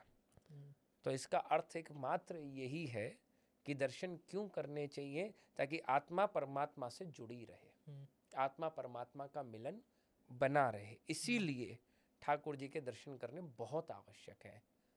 महाराज जी, ठाकुर जी महाराज का विराट स्वरूप जो है, उसको बोलते हैं कि जिसको उनका वो पूरा रूप दिखता है तो फिर मोक्ष की प्राप्ति हो जाती है। तो इस पे आप क्या बताना चाहेंगे? वो रूप कैसा है, उसका वर्णन क्या है? देखिए, विराट स्वरूप तो अनंत ब्रह्मांडों के रचना के समय पर ठाकुर जी का वह दिव्यादि दिव्य रूप जिसमें कुछ शेष नहीं रह जाता, वह विराट स्वरूप है। बात आती है मोक्ष की। हाँ जी। आपने कहा कि ठाकुर ईश्वर को देखने के बाद में मोक्ष मिल जाता है, इसीलिए विराट स्वरूप है। देखिए, मोक्ष का अर्थ होता है मोहक्षः, जीव का मोह खत्म हो जाना ही मोक्ष है। तो विराट स्वरूप देखने के बाद यह बात तो समझ में आ जाती है कि मेरी जीवन लीला ऐसे चल रही है और ऐसे खत्म हो रही है, जिसके लिए मैं इतने प्रपंच रच रहा हूँ। क्या अर्थ है इस बात का? तो जब ये एक एनलाइटमेंट हो जाती है तो उस व्यक्ति को ज्ञान आता है, लेकिन वो फिर भी ध्यान से विराट स्वरूप के दर्शन कर रहा होता है, फिर भी वह और गौर से विराट स्वरूप को देख रहा होता है कि बुद्धि के आधार पर इतना तो मैं अब अपना विकास कर चुका हूँ कि मुझे ये पता लग गया कि इस जन्म मरण की लीला का आधार मात्र एक ही है कि ठाकुर जी के पास निकटतम रहो, तो अपनी आत्मा को लेकर इस परमात्मा में ही विलय कर जाए तो हमारा अंतिम समय आ जाए। अब उसके भी करने के कई मार्ग हैं, है ना, धर्म भी है, कर्म भी है, और जो आपको मोक्ष की तरफ ले जाता है, मतलब मोह क्षय की तरफ ले जाता है। परंतु ये ना निरस हो जाते हैं। जाता तो है व्यक्ति विराट स्वरूप के आधार पर मुक्त होने, हाँ जी, लेकिन वह फिर ज्ञान के आधार पर चलने का प्रयास करता है। जब संपूर्ण लीला हो जाती है तो देखता है वह जाकर कि एक दिव्य आत्मा और है, एक ज्योति और है जो नाचती हुई ऊपर आ रही है, जो हर प्रकार की रस कला से संपूर्ण होकर ऊपर आ रही है। तो वह पार्षदों से पूछता है कि भैया, मैंने तो विराट स्वरूप के दर्शन करे, तो मेरी गति ये क्यों? और उसने ऐसा क्या करा कि जो वो इतनी आनंदित होती हुई ठाकुर जी के मार्ग की तरफ आगे बढ़ रही है? बोले, आपने विराट स्वरूप तो दर्शन करे, परंतु विराट स्वरूप में भी एक रूप रह गया जो आप ठाकुर जी का नहीं देख पाए। तो वह दिव्य ज्योति आत्मा पूछती है, वह कौन सा रूप है? वो कहती है प्रेमावतार। अच्छा। तो बोले, ठाकुर जी ने वो प्रेमावतार मुझे दिखाया क्यों नहीं? बोले, क्योंकि ठाकुर जी ने जो विराट स्वरूप लिया ना, वो लिया कुरुक्षेत्र में, और ठाकुर जी की सीमा के अंदर नहीं है ये प्रेमावतार ले पाना। जब ठाकुर जी स्वयं वृंदावन में श्री प्रिया जी के चरणों में लौटते पलौटते हैं, तब ये प्रेमावतार होता है, तब हृदय में वो भक्ति जगती है, तब वह दिव्य आत्मा जब भक्ति के आधार पर ठाकुर जी की अंतिम यात्रा पर निकलती है, तब ठाकुर जी भी गोलोक में खड़े होकर बोलते हैं अपने आसन से कि अहम भक्त पराधीना। तो अगर विराट स्वरूप ज्ञान और कर्म के आधार पर मुक्ति के मार्ग पर चलोगे, आनंद तो आएगा, लेकिन वहाँ ठाकुर कैसा, हम ब्रजवासी थोड़े खाने पीने में बड़े तेज रहते हैं, नमकीन मठरी जैसा। अच्छा। लेकिन जब प्रिया नाम की चाशनी में वह डूबकर बाहर निकलता है, तो वहाँ ठाकुर कैसा हो जाता है, मीठी मठरी जैसा। और जिसके मुँह मीठा लग जाए, जिसने मीठा पाया है वही मिठास बता पाएगा ठाकुर की क्या है। महाराज जी, विराट रूप के दर्शन आज तक किन लोगों को हो चुके हैं? हमें अर्जुन को पता है कि अर्जुन को हुए थे, पितामह भीष्म, भीष्म जी को। पितामह भीष्म को भी जब ठाकुर जी ने को वो मूर्ख श्रृंखलाओं में बांधने चला है दुर्योधन, उसको भी इल्यूजन में तो उन्होंने दिखाई दिया था, जितना हम नहीं लोग अगर... नहीं कर पाया था तेज के दर्शन। अच्छा, हाँ, वो देख नहीं पाया था। नहीं देख पाया था। वो आहा क्या संवाद है महाभारत का, मैं अर्थ में समझाता हूँ कि ठाकुर जी को जब वह श्रृंखलाओं में बांधने चला है, तो कर्ण ने चरण पकड़ लिए, बोले मित्र कर क्या रहे हो, आप किसे बांध रहे हो, ये तो देख लो कम से कम। बोले एक इनके एक अगोच एक पार्षद को रावण ने बांधने का प्रयास करा था, तो उसकी लंका फूंक दी थी। तो दुर्योधन बोलता है कि रावण तो मूर्ख था, जो एक साधारण रस्सी से बांधने चला था, मैंने तो देखो क्या दिव्य श्रृंखलाएं बनवाई और देखो अभी बांध के पटक दूं। तो ठाकुर जी बोलते हैं जिस दिन अनंत आकाश को बांधने की जंजीर दुर्योधन तेरी हाथ में आ जाए ना, उस दिन तो मेरी तरफ देखने की चेष्टा करियो, बांध भी नहीं पाए। और वो ठाकुर वृंदावन में यशोदा मैया के हाथों से ओखल में बन जाता है। दामोदर लीला, कभी दामोदर अष्टकम सुना हो तो। ईश्वर को बांधना संभव है, लेकिन प्रेम की रस्सी से। मैं फिर विराट रूप से इधर उधर हो गया। तो उस समय पर पितामह भीष्म को ठाकुर जी ने दिव्य दृष्टि प्रदान करके, संजय को ठाकुर जी ने दिव्य दृष्टि प्रदान करके अपने विराट स्वरूप के दर्शन कराए। और अंततः महाभारत के समय पे अर्जुन को ठाकुर जी ने दिव्य दृष्टि प्रदान करके, एवं उसी समय पर संजय को भी दिव्य दृष्टि प्रदान करके ठाकुर जी ने दर्शन कराए हैं। महाराज जी, काफ़ी लोग बोलते हैं कि महाभारत के टाइम पे बहुत चीज़ें हुई थी, जैसे पांडव जो थे वो मटके में पैदा हुए थे, तो उसको बोलते हैं कि साइंटिफिक नहीं है। बट आज की डेट में अगर हम लोग IVF को देखते हैं तो वो ऑलमोस्ट फेम है, और जिस हिसाब से हमारा बढ़ रहा है विज्ञान, तो वो लगता है कि वो भी आज की डेट में पॉसिबल होने वाला है। संजय को अगर हम लोग देखते हैं तो उनके पास भी एक दिव्य दृष्टि थी, जो कि अगर हम लोग महाभारत का सीरियल की बात करते हैं तो उसमें वीडियो कॉल काइंड ऑफ दिखाई देता है। तो वो आपको क्या लगता है कि वो उस टाइम पे हम लोग विज्ञान में बहुत ज़्यादा आगे थे, या फिर हम लोगों को मतलब वो था क्या, वो या वो शक्ति थी? अभी मैं कुछ समय पहले चार्ल्स डार्विन के बारे में पढ़ रहा था, जो कि बायोलॉजिस्ट हैं। तो उन्होंने एक ह्यूमन एवोल्यूशन थ्योरी के बारे में लिखा है, और फर्स्ट वह बताते हैं कि फर्स्ट लिविंग हुड जो पाया गया वो समुद्र के अंदर पाया गया, है ना। और हमारे यहाँ पहला अवतार मत्स्य अवतार हुआ है, परंतु वो कह गए कुछ 100-150 साल पहले, और हम तो आदि अनादि से चलते चले आ रहे हैं, ठीक है ना। उन्होंने सेकंड एलिमेंट बताया कि ऐसा कुछ विकसित हुआ जो जल में भी रह सके और थल में भी रह सके। हमारे यहाँ कश्यप अवतार हुआ, बिल्कुल। फिर कहने लगे कि ऐसा विकसित हुआ जो जल थल के साथ भ्रष्टा में भी जिसका प्रवेश हुआ, पाताल रूपी जिसकी बात करें। तो हमारे यहाँ वराह अवतार हुआ। फिर कहने लगे कि अब मनुष्य थोड़ा सा संरचना की तरफ तो चला, परंतु वह पशु भी रहा और मनुष्य भी रहा। तो हमारे यहाँ नरसिंह जी आ गए। फिर कहने लगे कि अब मनुष्य थोड़ा सा पशु से मनुष्यता की तरफ चलने लगा, परंतु अभी वह संपूर्ण विकसित नहीं हो पाया। तो हमारे यहाँ भगवान वामन आ गए। फिर बोलने लगा कि अब मनुष्य पूरा डेवलप तो हुआ, परंतु अभी भी उसके अंदर ना क्रोध की मात्रा ज्यादा थी और आचरणों से संपूर्ण युक्त नहीं था। तो भगवान परशुराम, पिता के कहने पे माता का गला काट देना, थोड़ा सा ये क्रोध की ही तो संरचना है ये। बोले उसके बाद जो मनुष्य आया, उसके सेकंड जो वो he is a complete development person, developed with the good culture, developed with the good sense, develop with the अच्छे संस्कारों के साथ में उनका विकास हुआ। तो फिर हमारे यहाँ कौन आए? भगवान श्री राम। तो आज आप जिन बातों को कुछ समय पहले मैं तो देख रहा हूं कि आज दुनिया सनातन की तरफ भाग रही है, क्योंकि इतनी विवेकशील हो रही है कि वह ये समझ पा रही है कि भैया कृष्णस्तु स्वयं हरि जो है वो मातृ श्री कृष्ण है। अभी महाकुंभ चल रहा है, महाकुंभ में कितने फॉरेनर आ रहे हैं और वो लोग सनातन को फॉलो कर रहे हैं। इवन मैं शायद ज़्यादा बोल जाऊँ, हमारे धर्म से ज़्यादा हम लोगों को जितना पता है हमसे ज़्यादा उनको पता है।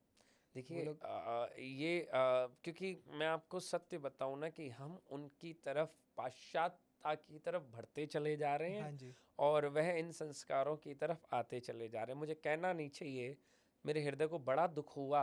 मैंने एक अवस्था अभी कुछ दिन पहले देखी कि मैं 2 विवाह में अभी अभी सम्मिलित हुआ। अब कारण बन जाते हैं, निमंत्रण आते हैं तो थोड़ा सा ठाकुर जी का आशीर्वाद लेने के लिए जाना करना पड़ता है।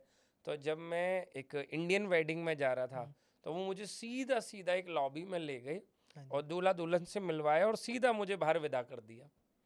मतलब हाँ महाराज जी आप बस ये वो बहुत सुंदर। तो मेरे साथ एक रहते हैं, अभिजीत नाम है, तो मेरे से गाड़ी में ही बैठते बोले कि पता है महाराज जी वहाँ क्यों नहीं ले गए? बोले क्यों? बोले वहाँ पर कुछ मदिरा पान या ये सारी। मैंने कहा बताओ क्या बुद्धि भ्रष्ट हो गई तो खाने के लिए नहीं पूछा आपसे? मैं तो खुद ही भोजन नहीं पाता मेरा तो, क्योंकि कथा की वजह से हमें कुछ ऐसे नियमों का पालन करना पड़ता है कि जो हम हर जगह देखिए हमें हर प्रकार से बचना पड़ता है, तभी हम सकारात्मक रहते हैं। मैंने भी बताया ना भगवान का क्या स्वभाव, प्रसन्न, कि किसी के होने से आप प्रसन्न हो जाओ तब उसकी होने की महत्वता है। तो वो अपने आप का ऑरा ऐसा रखना, थोड़ा सा तो नियमों के बंधनों पर यह निर्भर करता है ना। तो वो ले गए। उसी के तुरंत बाद वृंदावन में एक वेडिंग आई, एक रशियन कपल्स थे, उन्होंने शादी करी, बिल्कुल उसी वेद लक्षणा विवाह, बिल्कुल उसी वैदिक क्रियाकलापों के अनुसार, जिस अनुसार एक उत्तम विवाह होना चाहिए, तो वह दर्शन देखने को मिला। तो ये बात, हम अपनी जड़ों को, अपने रूट्स को हम खुद भूल गए हैं, और इसमें गलती मात्र और मात्र आज के समय पे तो मैं कहूँ कि बड़ों की है कि जो अपने बच्चों को वह ये संस्कार देने में असमर्थ है। आपकी भूमिका ज़्यादा बनती है, बड़ों की भूमिका ज़्यादा बनती है। महाराज जी महाकुंभ में अभी एक बाबा है I-18 बाबा, शायद आपने सुना, तो बड़े वायरल हो रहे हैं आजकल। उनका कोई भी रील डाल दो वायरल है डायरेक्ट। अच्छा। उस टाइम पे तो मैं उनके बारे में थोड़ा बात करना चाहूँगा। उन्होंने वैसे तो काफ़ी सारी जो उनके रील्स भी देखे मैंने, बहुत बातें बोली हैं, तो कुछ बातें ठीक थी, मुझे अच्छी भी लगी, बट एक उन्होंने थोड़ा सा जो बात थी वो मैं आपसे पूछना चाहूँगा कि आपको इस पे क्या पॉइंट ऑफ व्यू है। उन्होंने बोला कि माता पिता जो है वो भगवान के स्वरूप नहीं है, उन्होंने ये चीज़ बोली है। तो अब मेरा 100% सही है, मैं कहीं उनकी बात नहीं नकारूंगा। वो नहीं, गोस्वामी तुलसीदास जी भी कह गए कि जाके प्रिय न राम वै देही, तजिए ताहे वैरी सब कोटि परम स्नेही, पिता तज्यो प्रहलाद। अगर हिरण्यकश्यप को जब नहीं ठाकुर जी प्रिय थे तो क्या प्रहलाद जी ने तज नहीं दिए? बंधु विभीषण, जब विभीषण रावण जब भगवान के प्रतिकूल अनुकूल नहीं हो रहा तो विभीषण छोड़कर नहीं गया। पिता तजो प्रहलाद, बंधु विभीषण, भरत तजी महतारी, भरत ने क्या अपनी माता नहीं तज दी? गुरु तजो बलि, क्या बलि ने गुरु नहीं तज दिया? ब्रजकंतवंता, क्या ब्रज गोपांगनाओं ने अपने पति का त्याग नहीं कर दिया? और अंत में क्या हुआ? भय मुद मंगलकारी, सबके जीवन में मंगल हुआ। तो वो पिता जो बच्चों को धर्म ना सिखाएं, वो माता पिता जो बच्चों के अंदर सही आचरण ना डालें, वो माता पिता जो बच्चों को मटेरियलिटी तो सिखाएं लेकिन स्पिरिचुअलिटी ना सिखाएं, भैया वो तो दुश्मनी है ना। बिल्कुल, क्या कहा जाएगा? आप हमारे यहाँ सर्वप्रथम पुस्तक रामचरितमानस क्यों बताई गई है कि आप पहले इसको मनुष्य तो बना लो, फिर IITians भी बना लेना, फिर उसके बाद में डॉक्टर भी। लेकिन आदर्शों से ही अगर ये अलंकृत नहीं होगा, संस्कृत नहीं होगा, सुसज्जित नहीं होगा, ऐसे बालक का जीवन में क्या करोगे महाराज? वो तो समाज में जाकर समाज को दिशाहीन कर देगा भविष्य में। बिल्कुल। तो मैं उनकी बात से सहमत हूँ कहाँ पर? जहां माता पिता अपने बच्चों को सनातनीय संस्कार से वंचित रखते हैं, वहां माता पिता अपने बच्चे के दुश्मन बन जाते हैं। महाराज जी, जब कोई भी इंसान विरक्त होता है, गृहस्थ जीवन को छोड़ता है, तो उसके कुछ मतलब क्या जो ड्यूटीज़ हैं उसके माता पिता के प्रति, तो वो मायने नहीं रखती हैं कि वो अगर छोड़ के जा रहे हैं, सपोज करिए कि अकेला बेटा है एंड उसके माँ बाप ने पूरी ज़िंदगी से पाल पोस के बड़ा करा है, उसके बाद में वो विरक्त हो रहा है, तो उसकी कोई ड्यूटीज़ नहीं होती माता पिता के प्रति? जैसे बताया गया है शास्त्र अनुसार हम्म, कि 4 प्रकार के ऋण एक संसारी जीव हम्म, लेकर इस धरा पर प्रकट होता है, जिसमें एक पितृ ऋण, मातृ ऋण हाँ भी जी। आते हैं। तो एक पुत्र जिसने जन्म लिया है, हम्म, वह अगर वैराग्य के मार्ग पर चल दिया है, हम्म, तो आप अगर वह अपने मार्ग में सत्य है, हम्म, तो आप विश्वास मानिएगा उसके माता पिता को और उसके भजन को सुलभ करने की जिम्मेदारी फिर ठाकुर जी की बन जाती है। ये हमें सीखने को मिलता है ध्रुव चरित्र से। हाँ जी। जब ध्रुव चल दिए थे मथुरा की तरफ, हम्म, ओम नमो भगवते वासुदेवाय करते हुए, हाँ जी। तो भगवान को भी चिंता हुई थी हम्म, कि 5 वर्ष का छोटा सा बालक अपनी माँ को अकेला छोड़कर और इतनी कठिन तपस्या की तरफ चल दिया है, हम्म, कैसे ये उस प्रण को करेगा। तुरंत नारद जी भेजे कि इसको रोक, इसको समझा, लेकिन ध्रुव नहीं रुके।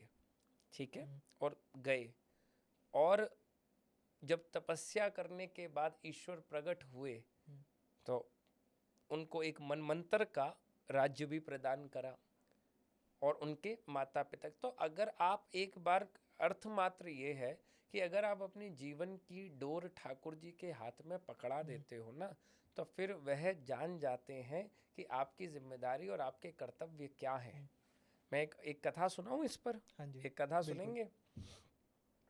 मैं अभी कुछ समय पहले की बात है, ज़्यादा बहुत हम्म, पुरानी कोई घटना नहीं है। एक हमारे वृंदावन के पास ही एक गांव है माठ, हम्म, तो वहाँ पर एक भक्त ठाकुर जी का रोज दर्शन करने वहाँ से हम्म, बांके बिहारी जी मंदिर आए। हम्म, आकर ठाकुर जी के दर्शन करे, कुछ ना करे, मात्र ठाकुर जी के दर्शन करे भैया। अब हम्म, यही विरक्तता की परिभाषा है। और हाँ है जी। क्या हम्म, कि एक बात जाने जग दूजी पहचाने ना, हम हैं बिहारी जी के, बिहारी जी हमारे हैं। हम्म, और जब भी हमसे मिले, गोस्वामी समाज से मिले, तो कहे कि कोई सेवा दे दो, कोई सेवा दे हम्म, दो। हम भी कहें समय आने जरूर सेवा बताएंगे, ठाकुर जी की जब इच्छा होगी तुझे सेवा में लेंगे, क्यों चिंता करता है। हम्म, और वो चला जाए। इतनी बात सुनकर उसकी एक कन्या, उनकी माता ने जैसे तैसे बेचारी अपनी कन्या का विवाह हम्म, सुनिश्चित किया हम्म, और बोली कि अब देखो इसका विवाह है, इतने दिन बाद है, तुमने जीवन में तो कुछ किया नहीं, तुम हम्म, पे कुछ हुआ नहीं, हम्म, तो अब एक काम करना, इसका विवाह अच्छे से हो जाए, बस मेरे साथ खड़े रहना। हम्म, बोला ठीक है जी, मैं वचन देता हूँ, मैं ये कार्य करूँगा। आया वृंदावन, श्री गुसाई जी ने बोला यहाँ, बोले हाँ, बोले क्या कर रहा है 3-4 दिन? हम्म, तो बोले कुछ नहीं कर रहा। बोले मेरी सेवाएं रुकेगा? बोले इसी के लिए तो चक्कर काट रहा हूँ न हम्म, जाने कितने जन्मों से, कि हम्म, कब लाडली लाल आज्ञा दें और मुझे अपनी सेवा में ले ले। बोले रुकूंगा मैं तो यहीं पड़ा रहूँगा। गुसाई जी बोले पड़ा रहे हम्म, और कर ठाकुर जी की सेवा चकाचक। वो ठाकुर जी की सेवा करने लगा। 6-7 दिन बीत गए। ठाकुर जी की उनकी सेवा तो उन्होंने सेवा में लगा दिया ठाकुर जी की में। हाँ जी। तो 6-7 दिन बीत गए। अब उसे 7वें दिन याद आई कि भैया मेरी बेटी का तो विवाह था हम्म, और मैं तो वचन देकर आया था कि मैं लौट आऊँगा, और मैं गया नहीं। और अब तो ना जाने एक ही बात मांगी बहू ने जीवन में, और वो भी उसको दी नहीं। हम्म, अब कैसे घर जाऊं, बड़ा बेचारा चिंतन में, चिंता में। अब बोले होगी सो देखी जाएगी, चलो। तो हम्म, अपने घर की तरफ वो चला। जैसी नदी पार की, यमुना जी पार करी, हम्म, सो गांव में घुसे तो गांव पूरा राम राम करे उससे। बोले हाँ भैया जी। राधे राधे, बड़ा क्या आनंद आया आपकी बेटी के विवाह में, तो ये और वो ना जाने क्या क्या बात करें, खूब उसकी बाबा। बोले हमने तो सोची कि हमें दुनिया गाली देगी, हाँ जी। यहाँ तो हमारी जय जयकार हो रही है। हाँ। जैसी तो घर पहुंचा और अपने घर का द्वार खोलना, विश्वास मानना, घुसते ही उसकी बहू ने क्या बोला, आज बड़ी जल्दी लौटी आए। अच्छा। वो तो बेचारा आश्चर्य में कि ये क्या हाँ। हुआ। बोले मैं तो 7 दिन से वृंदावन पड़ा हूँ।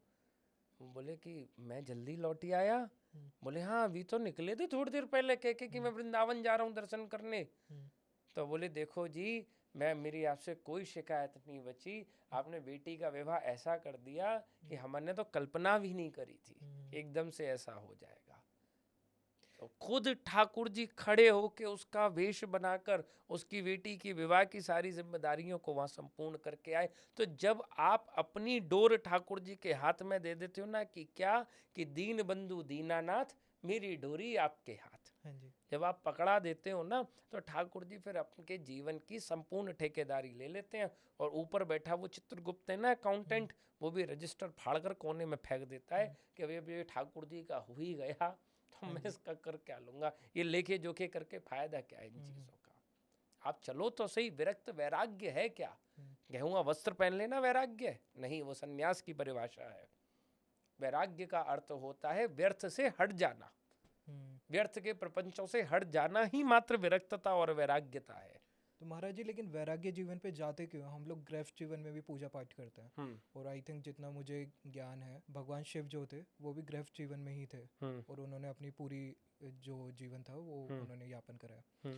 तो वैराग्य जीवन इम्पोर्टेंट क्यों है और इसका महत्व क्या है? एक तो उदाहरण बहुत सुंदर दिया आपने, भगवान शिव। हाँ जी। आप सब खुद कह रहे हैं कि गृहस्थ होकर भी भगवान शिव सबसे बड़े वैरागी थे। बिल्कुल। वैराग्य में रहते थे, क्या किसी से फालतू बात ही नहीं, सीधा समाधि में चले जाना, ठाकुर जी की लीला रूप रस माधुरी का आनंद लेना। अब वैराग्य और गृहस्थ में, एक गृहस्थ भी वैरागी हो सकता है। सुदामा एक वैराग्य को ही धारण कर रखे थे और गृहस्थ भी थे। आप अगर इसको ऐसे समझा जाए कि सन्यास मार्ग पर चलकर ईश्वर को पा सकते हैं, कि गृहस्थ मार्ग पर चलकर ईश्वर को पाया जा सकता है, ये इसको अगर ऐसे समझा जाए तो देखिए, लास्ट टाइम मैं आपके जब स्टूडियो आ रहा था, तो मैं आ रहा था प्रीत बिहार से, तो मेरा आने का मार्ग कुछ और था। आज जब मैं आपके स्टूडियो आ रहा था तो मैं आ रहा था गाजियाबाद से, ठीक है, तो आज मेरे आने का मार्ग कुछ और था। तो लेकिन मंजिल क्या है? मंजिल तो एक ही है ना। सच्ची पूछोगे आप मेरे से, मैं आपको अपने हृदय की बात बताऊं कि गृहस्थ जीवन से ईश्वर तक पहुंचना सहज है, लेकिन है कैसा कि शहर के बीच से गाड़ी जा रही है, ट्रैफिक मिलेगा, रुकावटें मिलेंगी, लेकिन मंजिल बहुत जल्दी पहुंच जाओगे। और सन्यास कैसा है कि बाईपास से गाड़ी घुमाकर शहर में लानी है। हाँ, दोनों यही रहे हैं, लेकिन अब आप समझ लो कि हाईवे का कितना बड़ा चक्कर काटना है। तो सन्यास जीवन समस्त प्रकार के आचरणों का, व्यवहारों का, नियमों का पालन करते हुए ईश्वर पर पहुंचना सन्यास जीवन का मार्ग है। और मात्र ठाकुर जी का चिंतन करते करते ठाकुर जी तक पहुंच जाना गृहस्थ व्यक्ति का मार्ग है। अब समझ लो, नियमों में बंध के ईश्वर को पाने चलोगे तो थोड़ा सा तो लेट होगा, टोल टैक्स तो भरने ही पड़ेंगे महाराज, बाईपास लोगे तो, और शहर में से होते हुए निकलोगे तो स्वतंत्रता से ठाकुर जी को जाकर गले लगाओगे। बट ट्रैफिक पर गाड़ी का कांच उतार के लड़ना नहीं है, वरना फंस जाओगे प्रपंच में। तो जीवन के चैलेंजेस आए तो ठाकुर जी के पास शिकायत करने नहीं पहुंच जाना है, वरना फंस जाओगे प्रपंच में। जी, फिर मेरा I think point of view मेरा ये है कि जो गृहस्थ जीवन है, गृहस्थ जीवन में मोह ज़्यादा होता है, तो वो हम लोग स्टार्ट तो कर लेते हैं भगवान की प्राप्ति के लिए, लेकिन वहाँ तक एंड तक पहुँच नहीं पाते हैं, बीच में मोह बहुत है। लेकिन अगर वैराग की बात करते हैं तो वो हम लोग मोह वगैरह त्याग देते हैं, तो उधर भले ही दूर लगेगा हमें, लेकिन एंड में तो हम लोग वहीं पे पहुँच रहे हैं। देखिए, मोह त्यागना सत्संग पर निर्भर करता है। बिल्कुल। गेहुआ वस्त्र पहन लेना मात्र ही मोह से वंचित हो जाना नहीं होता। तो ये कहना कि गृहस्थ जीवन मोह से युक्त होता है। अब मैं आपको, अच्छा मुझे एक बात आप खुद बताओ, आपने भगवान शिव का नाम लिया ना? हाँ जी। 2 पुत्र भी हैं। हाँ जी। गणेशन कार्तिक, उनकी बात करने वाला था अभी। माँ पार्वती भी। हाँ किससे मोह है उन्हें, आप बताओ? अब ये तो मैं कैसे बताऊं उनको मोह है या नहीं, मैं कैसे बताऊं? भगवान शिव और मोह, वो तो खुद मोक्ष ददाती इति शिवा हैं, वो तो खुद मोक्ष प्रदान करने वाले ठाकुर जी हैं। भगवान शिव को एक बात का मोह है, बस एक बात का, भगवान के पद पर विराजने के बाद भी राधा कुंड पर खड़े होकर श्री प्रिया जी के चरणों में खड़े होकर बोलने का मोह है कि कदा करी शशि हमाम कृपा कटाक्ष भाजनम, मात्र ये श्री भोले बाबा का मोह है। तो ये जरूरी नहीं है कि गृहस्थ व्यक्ति मोह में फंसा हुआ मिलेगा। हाँ, ये है कि संस्कार प्रदान करना उसका कार्य है, क्योंकि जीवन चलाना है। अब मेरा पुत्र है, मैं उसको सभी व सेवा प्रणाली सिखा कर जाऊंगा। इसका मतलब ये नहीं है कि मैं उसमें मोह से आसक्त होकर उसको ये सब क्रियाएं सिखा रहा हूँ, नहीं, उसको समाज के प्रति जिम्मेदारी सिखा कर जा रहा हूँ। एक माँ बेटा जनती है जो उसको अग्नि देगा, एक माँ सुपुत्र जनती है कि जो पूरी समाज को प्रकाश देकर दिशा प्रदान करेगा। महाराज जी, हम लोग पॉडकास्ट के एकदम एंड में आ चुके हैं और अभी हम लोग कुंभ के बारे में बातें कर रहे थे, तो मैं चाहूँगा कि कुंभ का क्या महत्व है ये आप बता दीजिए। सनातन धर्म का सबसे बड़ा आयोजन जो, और उसमें भी विशेष इस प्रयाग का आयोजन, मैं प्रयाग का महत्व तो आपको समझा ही चुका हूँ, जिसमें सबसे ज़्यादा जो हमारे पास में अवसर है इस जीवन में प्राप्त करने का, जिस अवसर को बोला जाता है कल्पवास तपस्या, वो समय आज वो क्षणी इस धराधाम पर अभी अवतरित है, प्रकट है। आप सब लोगों के लिए एक बड़ा नया एक शब्द होगा, कल्पवास। कल्पवास क्या होता है पहले वह समझें। कलयुग, द्वापर, त्रेता व सतयुग, यह कुछ सबसे बड़ा सतयुग 16 लाख वर्ष कुछ, सबसे छोटा कलयुग 4 लाख वर्ष कुछ। ठीक है। इन चारों युगों को मिलाकर बोला जाता है एक चतुर्युग। जब ये 1000 बार घूम जाते हैं, ये चतुर्युग 1000 बार घूम जाते हैं, तो इन 1000 चतुर्युगों की तपस्या करने मात्र से जो आपको फल मिलता है वो एक कुंभ में रहकर 1 महीने कल्पवास करने से प्राप्त हो जाता है। मात्र इस समय पर, क्योंकि इस समय श्री स्वामी श्री ठाकुर जी वैकुंठ के द्वार खोले बैठे अपने भक्तों के लिए, तो जो परिणाम किसी समय पर एक चतुर्युग 1000 चतुर्युग की तपस्या के बाद व्यक्ति को प्राप्त होता था, वह इस 1 माह के कल्पवास से प्राप्त होना शुरू होता है। तो कुंभ का एक सनातन की जीवन में ये महत्व है। आप समझ गए होंगे कल्पवास का अर्थ क्या है। मूल में अब जो व्यक्ति कल्पवास नहीं कर पाए, क्योंकि आपके पॉडकास्ट के माध्यम से वह सुन रहे होंगे और कुंभ जाने के लिए अभी भी इच्छुक हैं और बड़ी बड़ी तैयारी कर रहे हैं, क्या कि सुंदर से सुंदर ट्रेन की टिकट, सुंदर से सुंदर टेंट की बुकिंग, सुंदर से सुंदर रहने खाने की व्यवस्था, ये सब करने की व्यवस्था। ठीक है, ठाकुर जी का नाम यहाँ भी कल्याण करेगा, परंतु कुंभ में जाने से पूर्व मैं निवेदन करूं, ज़्यादा नहीं, दिन के 3 प्रहर का समय, ब्रह्म मुहूर्त, अभिजीत मुहूर्त और गोधूल बेला। ब्रह्म मुहूर्त सुबह 4 बजे, अभिजीत मुहूर्त दोपहर 12 बजे, गोधूल बेला शाम को 6 बजे। अगर संभव हो जाए तो सुखासन में बैठकर, जिस आसन में भी आपको सुख मिलता हो, सुखासन में बैठकर ठाकुर जी का एक मंत्र जरूर करें कि कृष्णाय वासुदेवाय हरे परमात्मने प्रणतः कलेश नाशाय गोविंदाय नमो नमः। मात्र इसका जप करें। नियम तो बताया गया है कि कम से कम कुंभ जाने से पूर्व 30 दिन पहले से ही यह नियम जीवन में शुरू हो जाना चाहिए, लेकिन अब क्योंकि यह रिलीज अब होगा तो लोग सोचेंगे कि 30 दिन में कैसे मैनेज करें हम, तो 7 दिन हो जाए, 7 दिन ना भी हो पाए तो अपितु 3 दिन हो जाए, ये कुछ शुभ अंक माने जाते हैं। तो लेकिन जरूर इस क्रिया को अपनाएं जीवन में।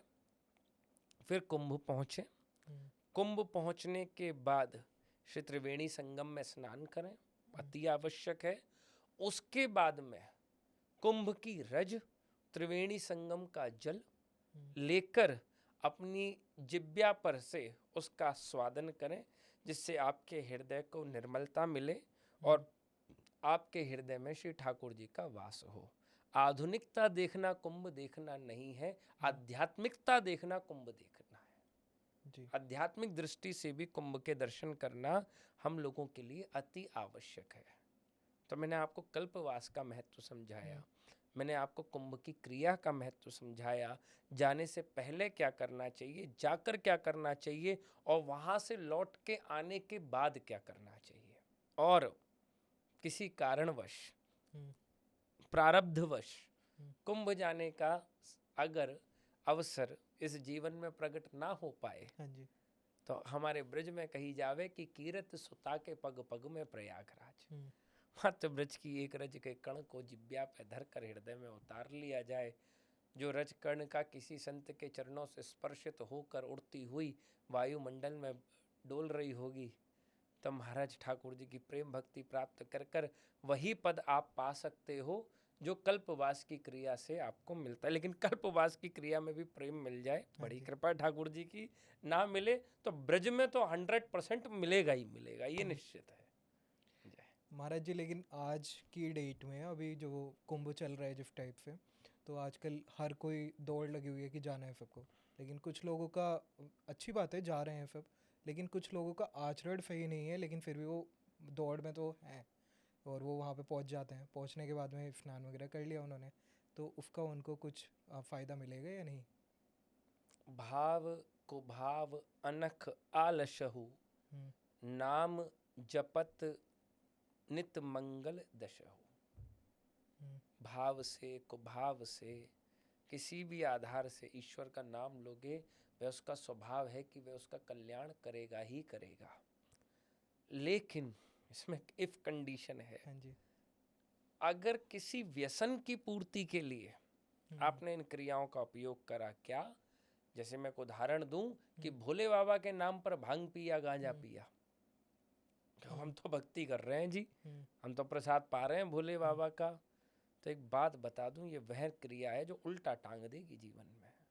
मैं यहाँ पे पॉइंट आउट करना चाहता था स्पेशली जो इन्फ्लुएंसर हैं काफ़ी सारे, वो लोग जा रहे हैं और वहाँ पे रील्स बना रहे हैं। काफ़ी सारे मैं देख रहा हूँ बाबा लोग भगा रहे हैं उन्हें, लेकिन वो मान नहीं रहे हैं, वो लोग वीडियोस बना रहे हैं जाके।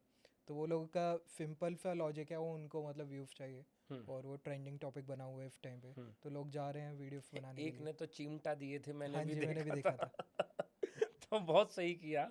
हाँ। भैया देखो, आप इन्फ्लुएंसिंग कर रहे हो, वीडियोस बना रहे हो, हम्म, ठीक है, आपका उद्देश्य है कि ठाकुर जी का नाम दसों दिशाओं में गूंजे, बहुत अच्छी बात है। लेकिन अगर कोई एक व्यक्ति एकांत में हम्म, बैठकर भजन करना चाहता है तो हम्म, आपका दायित्व बनता है बिल्कुल। कि आप उसको शांति से जीने दें। आप ये सब प्रकार के प्रपंचों से उसको ना घेरें, हम्म, ताकि वह अपना भजन करे, ठाकुर जी की रूप रस माधुरी का हम्म, आनंद ले। तो हमारा दायित्व बनता है कि अगर कोई भजन कर रहा है तो उसको भजन का वातावरण दें। तो ये तो करना बिल्कुल गलत है, इसमें तो बिल्कुल। कोई संदेह ही नहीं है। किसी को भजन करते छेड़ो महाराज, वो तो मारेगा ही, वो तो बिल्कुल। शेर समान घुर्राएगा वो तो। फिर अब ये वो ठाकुर जी के संग खेल रहा है तो हम्म। नरसिंह जी भी तो उसी के ही अंदर बैठे हैं। फिर क्या होगा अगर नरसिंह जी आ गए तो? बिल्कुल। आई थिंक परमिशन पहले ले लेना चाहिए अगर कोई देना बिल्कुल चाहता नहीं, है। बिल्कुल छेड़ो। कोई भजन में बैठा है, अपने हम्म, आनंद में बैठा है, छेड़ो ही मत उसको। बिल्कुल नहीं, हम्म, कोई विकल्प नहीं इस बात में। वो अपने आनंद में बैठा है, वो अपनी ठाकुर जी की लीलाओं में आनंदित हो रहा है। ठाकुर जी के अब जो आप नहीं देख पा रहे हो वो देख रहा है। अब व्यर्थ में खनन करने पहुंच गए। हाँ आप जी। भी भजन करने बैठो, साधना में बैठो, और जिस लीला के चिंतन में वो बैठा उस लीला के चिंतन में आप बैठो। फिर हम्म, लीला चिंतन में जब आप दोनों का भेंट होगी, हम्म, वहां सोचना कि कैसा आनंद आ रहा है, तब वो बताएगा बहुत आनंद आ रहा है। वो बेचारा आनंद में, आप कैमरा लेके पहुंच गए, महाराज क्या है नहीं। जी महाराज जी, मेरे क्वेश्चंस तो बहुत सारे हैं अभी दिमाग में जो चल रहे हैं, बट आई थिंक पॉडकास्ट बहुत लंबा हो जाएगा जी और एक पॉडकास्ट में ये क्वेश्चन नहीं कवर हो पाएंगे। तो जी। मैं आपको थर्ड बार पॉडकास्ट के लिए इनवाइट करता हूँ अभी। जय जय तो जय आप पहले तो आए दोबारा, उसके लिए बहुत बहुत आपका धन्यवाद। जय तो आई थिंक इससे अच्छा हम लोगों को रैप अप करने के लिए टॉपिक नहीं मिलेगा। जय जय। महाराज जी, आपको हमारे पॉडकास्ट में आगे कैसा लगा? वाह बहुत सुंदर। मुझे आपका जो चैनल का नाम है ना, हाँ जी। हिंदू गुरुकुलम, हाँ जी। मुझे लगता है इसकी बहुत आवश्यकता है आज समाज को। हम्म। ठीक है कि गुरुकुल ही थे हाँ जी। जहाँ से संस्कारों का विस्तार होना शुरू होता था। हम्म, आपने कोई ऐसा माध्यम बनाया है हम्म, जो आप समाज के अंदर संस्कार बांटने का कार्य कर रहे हैं। तो इससे सुंदर जगह हमारे आने योग्य कोई दूसरी हो नहीं सकती। ठाकुर जी खूब इस शिक्षा के कुल को, इस आध्यात्मिक कुल को, इस ज्ञान के कुल को आगे बढ़ाएं। मेरा यही ठाकुर श्री बांके बिहारी लाल से निवेदन है। धन्यवाद महाराज जी। जय लेकिन हम लोगों ने कुछ नहीं करा है, जो करा है ठाकुर जी ने करा है, नो, वही सत्य है, करवाते हैं। बस सत्य है। बाकी आपस में सब लोगों को ज्वाइंट करते हैं जय जय लाके, और जय चर्चा जो हो रही है, आई जय थिंक जितना मुझे अच्छा लगा है उतना ही हमारे ऑडियंस को भी लगा होगा। और जय। अगर अच्छा लगा है तो लाइक करिए, शेयर करिए, सब्सक्राइब करिए। तब तक के लिए राधे राधे।